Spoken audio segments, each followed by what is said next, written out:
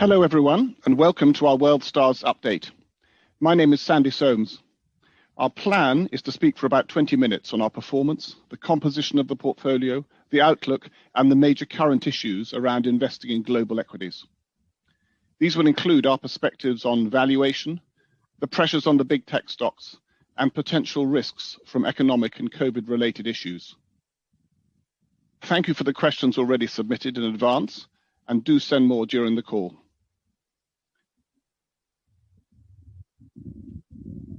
Please note our disclaimer. I will now hand over to Jerome Stern. Thank you, Sandy. I would like to add my welcome to our J. Stern & Co. World Stars Global Equity Investment Update Seminar. By background, we are an investment partnership managing the assets of my family alongside the assets of institutions, other families, trustees, and charities. We manage just below $1 billion of AUM.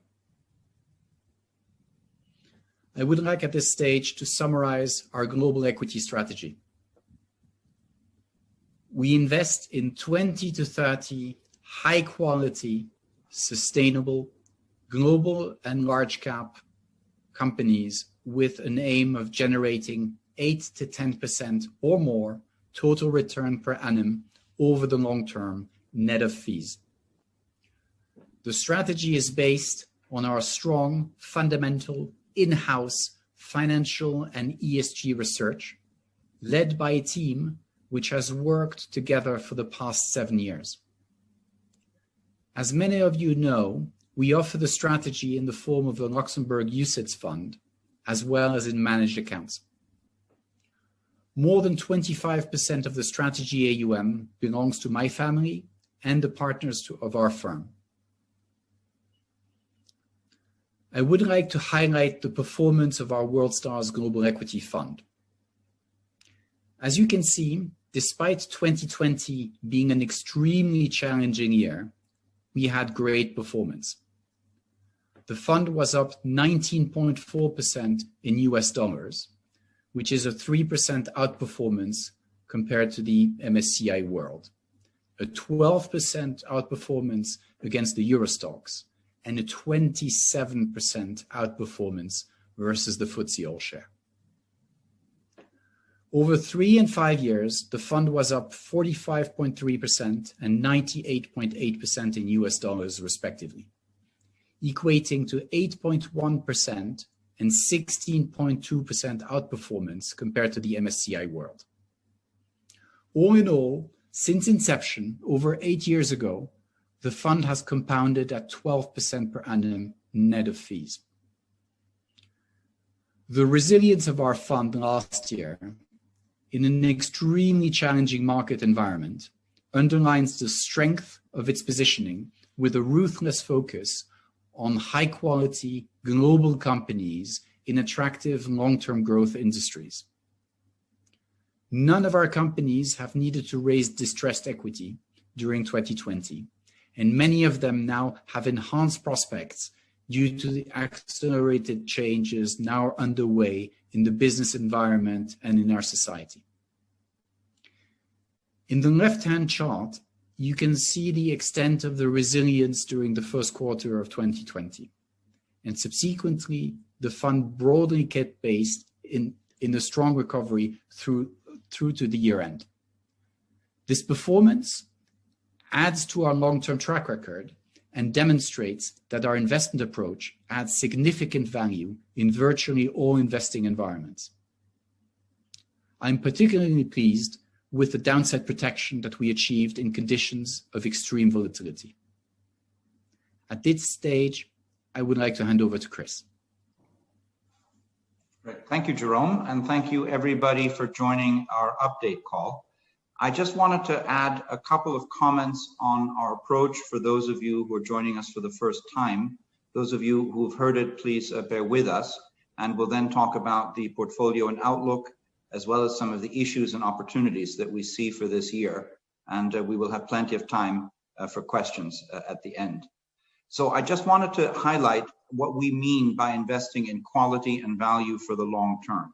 Quality to us is the gating condition of all investments that we make. We have 4 clear criteria that form a kind of checklist that we apply to all the investments. And if a company does not fulfill these criteria, we don't invest.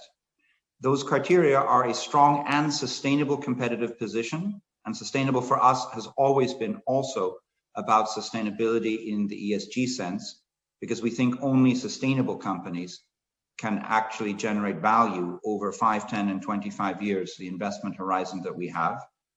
It's in a good and growing industry in the sense of having underlying drivers for growth, as well as having an industry structure that means that the participants can generate value. It's a management team with a proven track record of value creation, you might say, as opposed to what, but we are active investors who engage, not activists who try to change the course that a company may have. And very importantly, in the environment that we've had, but also over time, the financial strength to weather any kind of adversity. And I think that links to what Jerome just said about our businesses and the fact that none of them have had to raise distressed equity over the course of our investments since 2012. So quality for us is a defining requirement, and a company can be as cheap as it wants. If it does not have quality, we will not invest. Value is the ability to generate 8 to 10% or more over the long term. And the challenge that we have is to find these quality companies and to be able to buy them at prices that allow us to generate the returns that we target. That takes us to specific drivers that we believe in. We think that investing in global equities is investing in the best of global growth, the value creation that comes from entrepreneurial activity at different stages, from founding companies to investing them at different stages, to investing in the best and most successful of the companies with the strongest and highest quality that we can find. So for us, it's about OPEX, not CAPEX. It's about intellectual capital, not about physical capital. It's about cash flows, not necessarily about some kind of return on some kind of tangible asset, perhaps on intangible assets. But this is the world we're in. So our definition of quality is a forward-looking one. We're not trying to find the companies that have done well in the past, and we're not trying to find the ones that are doing well right this moment. We're trying to find the ones that have the potential to do well over the long term. And as you can see, that takes us to a number of areas that we favor, where we think that quality exists, but it also takes us away from other areas where we think it doesn't. So as you can see, it's consumer, healthcare, digital, and industrials and infrastructure areas we favor, but areas like financials, certainly balance sheet driven ones, regulated businesses, or highly capital intensive businesses are ones that we try to avoid. And if you look at the composition of the portfolio, this is as of the end of last year. You can see that it has slightly shifted, but as you know, we trade very little. Our convictions are reflected in the portfolio composition. It is highly diversified in terms of the gig sectors that it's exposed to. It is entirely listed in the US and in Europe and developed markets. Its underlying geographic exposure, however, is entirely global: US, Europe, and the rest of the world, in particular Asia, which are numbers that we add up ourselves. And if you look at it from our own allocation in terms of the underlying drivers, you can see that it reflects our convictions in digital transformation, with about a third, healthcare and life sciences and consumer roughly 20 to 25%, and industrials and infrastructure at 20%. So we're not in no way worried or afraid of industrial companies that have cyclicality, that many of which are now in value territory, but ones that we think have the potential to grow and to prosper over the long term. In particular, over the last year, we've made some purchases in this area. We've added stocks in the crisis that have come down and that have contributed significantly to the performance last year, including companies like Sika and Amphenol, which are in the industrial space, but also Givaudan, which is in consumer, or Alcon, which is in healthcare. These are global mid-caps, and it reflects our ability to invest in some of the largest companies that are in the market, but also in companies that are smaller. To us, global mid-caps are companies with 25 to 50 billion dollar market caps that can double or quadruple over the long term. I wanted to highlight, in particular in terms of the performance of the past year, our ability to pick the right stocks. So we've listed here some of the other positions that we've had, some of whom are among the top contributors to the portfolio. Not all of them are meant to start with A, so we've added some for variety. But the point is that we've added significant value. We've picked the right stocks, not just the right sectors, and they have outperformed over the market as a whole, but also about the gig sectors that they're part of. And that is an important part of the value that we're trying to add. I wanted to then highlight, in particular, the way that ESG links into our overall investment convictions. As I said, for us, the criteria of strong and sustainable competitive position has always also included sustainability in the ESG sense. And we have implemented and formulated a process over the last 2 years that now allows us to assess the criteria and to show you some of the output.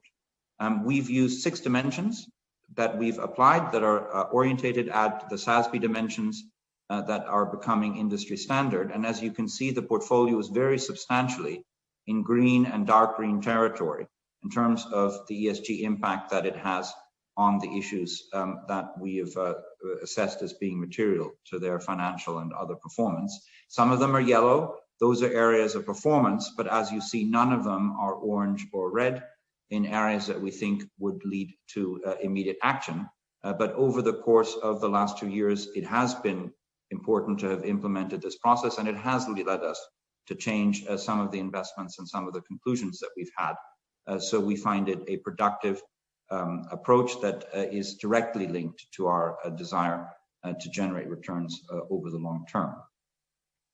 And one of the specific outputs of this ESG implementation is that we have quantified some of the outputs that apply to the companies that we have in our portfolio. So here we've looked at the carbon intensity, and I think it links directly back to quality and value, and it links directly back to what I said about investing in companies that are forward-looking, where it's about OPEX, again, not CAPEX, where it's about intellectual capital, not physical capital. The carbon intensity of the stocks in the World Stars Global Equity Fund is 70% lower than the MSCI World, and more than that compared to the S&P 500. So it says mostly something about the companies that we're invested in and about the way that they operate their business and what drives their competitive advantage, which is not the type of physical capital that highly capital intensive or resource type companies rely on in terms of their business and their competitive advantage. But it also says something about the indices, which we think is very important, which is that they are chock full of companies that are reliant on those kinds of factors that in many cases are in the process of getting disrupted, and that therefore have issues in terms of the sustainability of the returns, and certainly about the sustainability of the businesses that they're involved in. We think this is something that is apparent to people, but will become a much bigger issue as we go forward, and we think it's something that will reward the differentiation of being cognizant of these issues going forward. That's what I wanted to say about the composition of the portfolio and where we are. I now wanted to turn to the outlook and to our thoughts on what the future might hold for this year.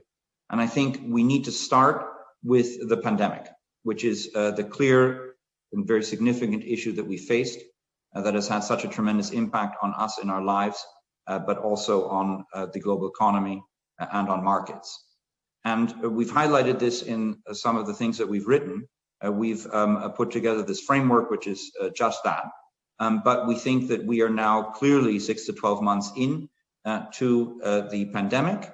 We think that the clear and most optimistic thing that has happened over the course of this difficult year is that the effort to develop the vaccines has been successful. There are several vaccines, the mRNA ones that work. There are a number of more traditional ones that also work, like the Astra-Oxford one, but that are in the pipeline, like in particular the J&J and the Novavax one that have proven to work. And so that is one of the aspects that makes us constructive and optimistic that we will overcome this pandemic, even though it seems like we are in one of the most dire periods that we have experienced so far. It is absolutely critical to vaccinate healthcare workers and the vulnerable. That can be achieved with the doses. We've now run out in the first round, but there's many more and many billions of the mRNA vaccines that are going to be developed. And the future vaccines on the more conservative side will add very substantially to that capacity and will be easier to be administered. And so we think that that is the critical thing. And as we wrote at the beginning of the year, even though the situation looks as dire as it does now, we think this change can happen quite quickly, certainly during the course of the next 2 quarters. When it does, the impact will be dramatic, and there is always the possibility that markets will react sooner than that and will adjust in those terms. So it's something I think to be cautious about. And I think the other point to make, which is I think a point that we have to recognize, is that the pandemic has hit the global economy, and in particular the US and Europe, where it hurts most. It's been in the service sector because it has stopped us from participating in and providing many of the services that we're used to. And that's why the income support that has been given by governments is entirely Keynesian in terms of its impact. It is money that is needed, that is spent, and therefore has worked.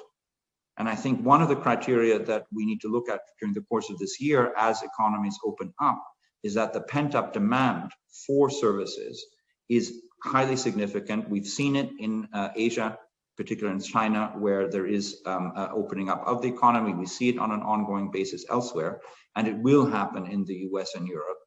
So I think we will look back and say that the vaccines will work. The service economy and income support will have been critical, and the pent-up demand will mean that we will look at very substantial growth in those kinds of areas and in the companies that provide those kinds of services or products that go into elements of that. So that's the key reason why we are constructive about the outlook, even if we face significant issues. The way that translates into our portfolio thinking and our investments is in terms of thinking about some of the big changes that the pandemic has accelerated and the disruptions that it has caused and that will be with us. And I think these are in these different areas. We think there's a substantial shift from offline to online that we've seen in almost every aspect.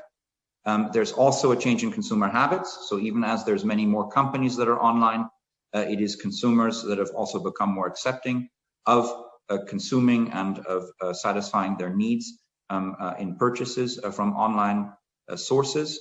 It is highly important because it means that not only online companies are of great importance, but the online infrastructure, and of course that's a company like Amazon, has been absolutely critical in terms of allowing the global economy to function. And I think it is something that provides a very solid foundation going forward. It's also defensive because it will be with us going forward if things normalize, but it will also be there if the pandemic does turn out to be more complicated, if the issues of variants and so forth arise in greater concerns, and therefore we will rely more on the distancing measures that have actually led to this shift. And then there's the increased investment in healthcare that is obvious from what has happened, and it is increased capex and infrastructure, which is something that we all recognize as being necessary, that is difficult for governments to implement, but certainly seems to be at the high end of the priority for the incoming US administration, and is likely to be ongoing focus for governments elsewhere. If we then turn to what that means for the actual stocks in the portfolio, I want to highlight that we think it means that there are a number of companies that are coiled for performance. What we've showed you here as a schematic is the performance of the individual positions in 2020. And what highlights to us is how totally rational the market has been. What is behind, and we've given you the underlying drivers that we classify these companies in. The primary driver of the companies that have had these tremendous returns, the best one being Amazon, of course, is the digital transformation that they're part of, and that has allowed us to keep the global economy going in the way that I've just described. Some of the industrials actually reflect some of the companies that we bought very well over the course of the first half of last year. But the main point is that it's the companies in digital transformation and to a lesser extent in healthcare and in consumer staples that have done well, the upper 50%, if you will. And we think that those companies are likely to continue to do well for the reasons that I've described. But what makes us particularly excited is the bottom half, the companies that have not performed. And you can see those are primarily in consumer and consumer discretionary in areas like luxury and others, but also in payments which have been heavily impacted by the measures that have had to be put in place, or in healthcare and life sciences, where the big issue is the postponement of elective surgeries. One of the companies, for example, we bought in the first half of last year as part of the sell-off was Alcon, a company that has done perfectly well but has not performed particularly well. It is the global leader in contact lenses, as well as in equipment and services for cataract surgeries. And sadly, as we age, we're all going to have cataract surgeries, but none of us have had any over the past year. So the pent-up demand for those types of surgeries and healthcare equipment is very significant. We think will be another one of the areas that will be very significant this year. So we think essentially half the portfolio has done well, in some cases very well, but will continue to do well, even as the comparisons will be more challenging this year. But the other half that has not done so well is core for performance, and I think will be a driver for our returns in the year and the period following. We've then highlighted some points for discussion that we wanted to outline to you as part of our thinking, and that we can discuss if there is an interest to go into greater depth. One is how the portfolio stacks up in terms of quality, growth, and value. We've put boxes around earnings per share growth and price to earnings multiples. And as you can see, we've put the threshold, given the environment, for value at 20 times below, at least to be clear. There are obviously companies that are lower than that. And we've put the definition of growth at earnings per share growth for the year of greater than 25%. And what you can see in terms of these clusters is what we think of as quality, which is companies that have very sustained growth outlooks, but not extraordinary necessarily ones, or ones that could be described as stretched, and that are at valuations that cluster around a range of around 20 to 30 times earnings of this year. And of course, we typically look out further, but for comparison purposes, these are the numbers that we think are most relevant. And so I think it describes very clearly where the portfolio is positioned and how it might be differentiated against portfolios that are exposed to much higher growth with the risks that comes with that, or to potentially much lower valuations, but with the very substantial issue that come with those types of companies. In particular, I think as part of that, we wanted to highlight the issues around big tech. It's one of the key questions that we have going forward, in particular because we have positions in Facebook, Amazon, and in Alphabet, the three great platforms that we like, that fulfill the criteria we're looking for. We're, of course, highly cognizant of the issues. The companies will have to adapt their practices in order to recognize the level of market exposure that they have, and the importance to the economy and to the users that they've got. But we find it hard to see the harm. We can get into that in questions if we want. We think it's very important to disaggregate the questions between the competition issues and the privacy issues. We think, frankly, that Section 230, which applies mostly to Facebook, is a red herring, because there's different approaches to how online content is regulated in the EU. It's effectively regulation that tells the platforms what they need to do and penalizes them if they don't. In the US, it is left to the companies, and that is what we're seeing in terms of the responsibility that they're taking. I think the last year, for obvious reasons, has been a dramatic shift in that I think will increase the confidence of users on the platforms and on the type of search results and so forth that they're having. And we think that these processes are much more likely to end up in fines, as they have in the past, than in remedies that will lead to things like breakups for these companies, because in most cases they've been approved and they go into the core of what the companies provide, the benefit that they've provided in terms of the global economy, the benefits they've provided to their users that we've seen and that they're providing to advertisers and to other commercial users of their platform. So we think that while there will be challenges, while it may hold back the sentiment, the underlying performance of these companies will continue to be strong, and we will likely to see record fines over time rather than the remedies that in some cases are priced in. And then some other points that we wanted to say is we also believe that in aggregate, it's important to keep on investing in growth. This is the classic chart that many of you will have seen, which is growth versus value. It uses the top quintile in terms of multiples and growth for the upper chart, and it uses the bottom quintile for the lower, so it doesn't at all reflect the companies that we invest in, as you've just seen in the chart that we showed you. But I think the point to make is, yes, in some cases the multiples are extremely high. There absolutely are companies that are overvalued. There are companies that are in bubble territory. We think that Tesla certainly is one of them, just to mention a name. But we think that many are at very attractive valuations for the growth and the performance that they are likely to have. And the important point, I think, to make about value, and you can see how dreadfully it's performed, is that we think that in many cases there's a reason why companies have done as badly, because they're in the process of being disrupted, because they are backward looking, because the capital that they've invested is in the process of being stranded and of generating lower returns going forward.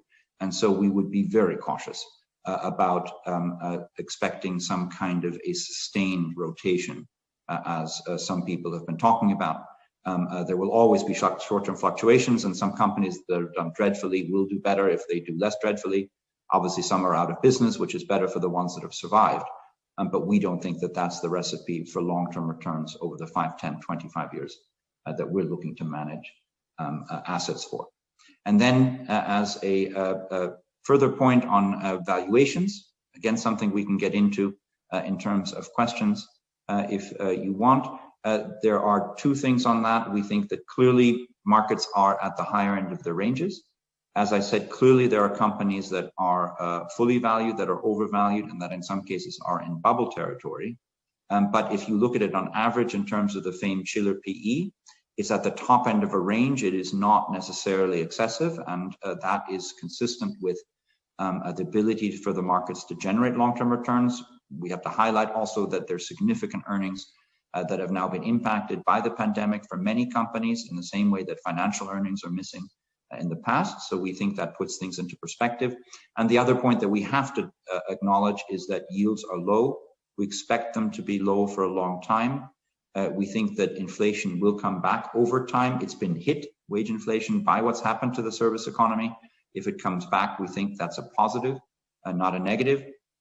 But the spread is at absolutely significant levels that we think, again, is sustainable over the long term. So what that means for us is it's important to stock pick, to find the right types of businesses, but to invest in companies that have the competitive advantage, the growth opportunities, and the pricing power to offset the potential inflation, which will be what will drive rates higher as and when economies reopen and when we are able to normalize the fiscal and monetary policy, and that will be a good thing. That will be a good thing for the companies we invest in, because pricing power is easier to achieve in a growing economy, and it will be a good thing for all of us, because it will mean that we will have overcome the significant challenges. There's a whole number of other risks that we've listed here that we can go into between vaccines, as I said, inflation, which I've talked about, earnings recovery, and so forth, again, to highlight that we're cognizant, but we think that they're much less likely to have a significant impact. They will lead to volatility, of course, but being cognizant of the risk and anticipating them means that we can assess them in terms of our investments. It means for investors, they can assess them in terms of their asset allocation, and it means we can be prepared for them and therefore use the volatility and the pullbacks that might arise from them as opportunities and not misunderstand them as risks that they may not be. So overall, in terms of the outlook for the coming year, we think that we will overcome the pandemic. During the course of the year, the impacts will be with us, but we will be able to open up economies substantially. We think that the vaccines will have a very significant and positive impact. And while we're concerned about it, from an investment perspective, we think that it will lead to opportunity. And this is, I think, the clear message we want to say is that by being aware, by being positioned, by having companies that fulfill the quality criteria that we're looking for, and by looking for value and picking the right stocks, from among an overall market that is more fully valued than it's been and more exposed to disruption, to ESG issues, and to similar risks, we think that will allow us to continue to generate returns. And it does mean, what we keep on saying, that any volatility that we will see will be an opportunity for us to buy stocks and to invest in a way that will allow us to achieve the goals we have. So with that, I'll conclude, and I'll hand it back to Jerome, and we greatly look forward to your questions.